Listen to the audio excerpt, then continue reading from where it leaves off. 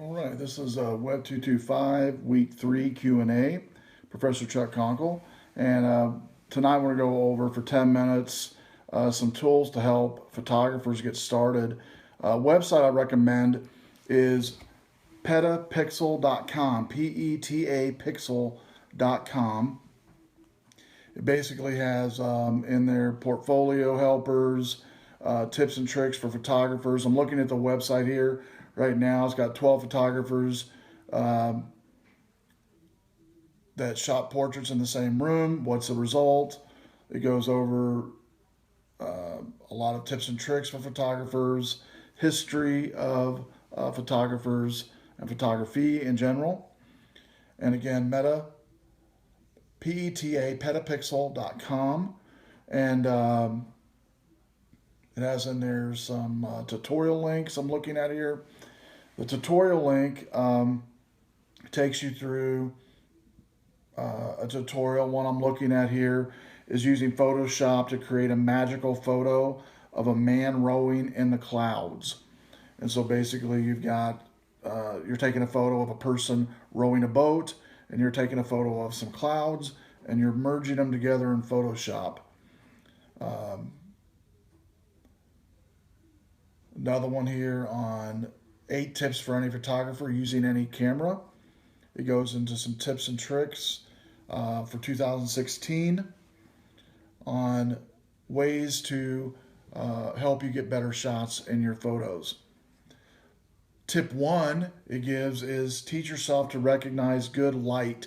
That's what we've been talking about in the first couple weeks of class. Is lighting is king when it comes to good photography. And so make sure you have the best lighting indoors and outdoors. I told you the best lighting outdoors is going to be at dawn and then at dusk, those 2 times. And it has in here, teach yourself about good lighting, which we're going over in class. Also, composing your shot, rule of thirds. We've been talking about that. Making sure you understand the rule of thirds and the 4 quadrants in the rule of thirds, how things are supposed to be placed in there. And content is king, making sure when folks look at your photos, they can understand what the object of your photo is. And so by doing that, you can learn to frame your content to where it draws the viewer into the photo. It goes on and talks about not neglecting your background, making sure the background you have is not distracting, but it actually enhances the photo for people to come and look at your photo or the object of your photo. A picture I'm looking at here is a picture of a car. In the background of the car is a shipyard, and it's an old Mustang, like a 67 Mustang with a shipyard in the background of it. And it kind of enhances the photo because you have an old Mustang with an old ship with a shipyard in it, a shipyard with a ship in it. And so it kind of contrasts excellent. And then look at something from a different angle. We're all used to taking photos straight on. Get up higher or get down lower. A trick is, like, say you're taking a picture of some train tracks. Instead of a normal stand-up view, lay down on the train track, make sure trains aren't coming.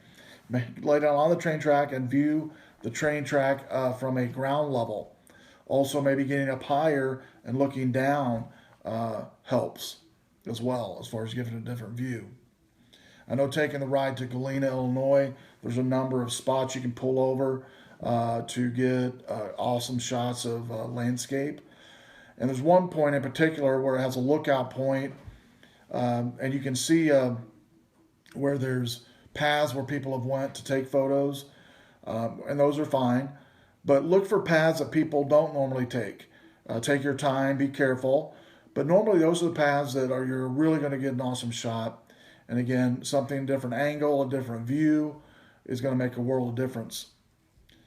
And then also looking at detail, catching the detail within the photos. Notice the little things about the photo, like keep your eye out for small details that you walk past every day. An example would be basically a person in a park sitting on a bench that you notice every day that's feeding the birds there you go. An awesome opportunity to take a picture of that people might not catch, people might ignore. A sunset, we sometimes take for granted.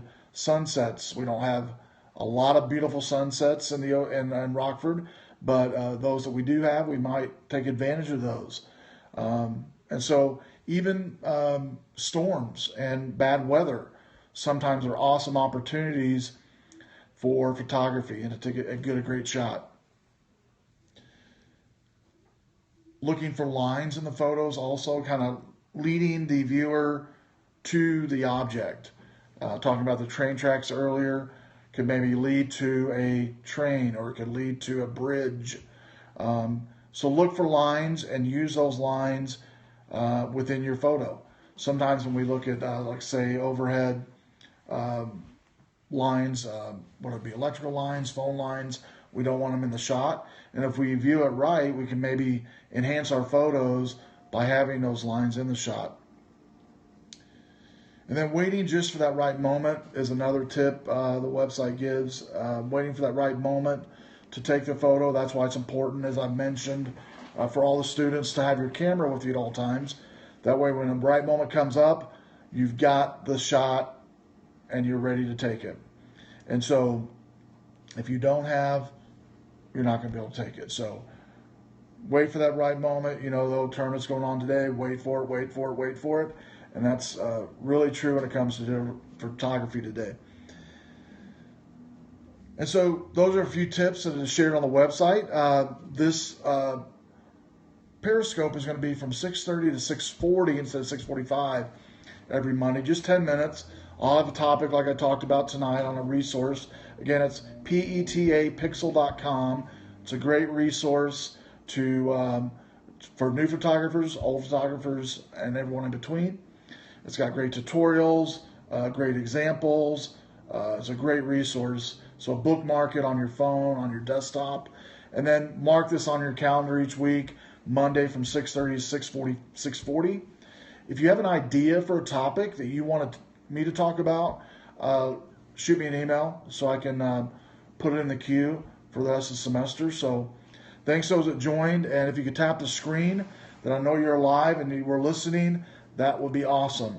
You're about 4 or 5 connected here, it looks like, and about 10 on the web. And so thanks for connecting tonight, and I will see everybody next week.